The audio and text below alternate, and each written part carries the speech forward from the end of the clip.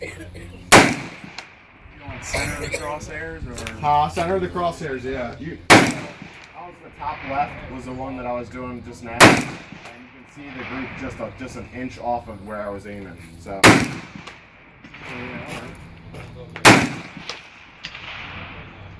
And you can adjust the height with the rear bipod if you want to turn it, just rotate it up and down, rotate it clockwise and counterclockwise, and it'll adjust the height.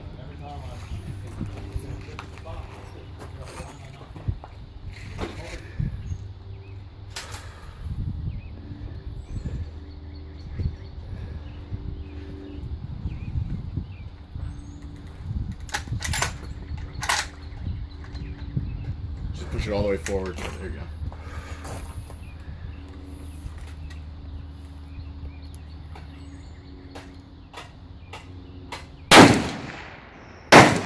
Good God.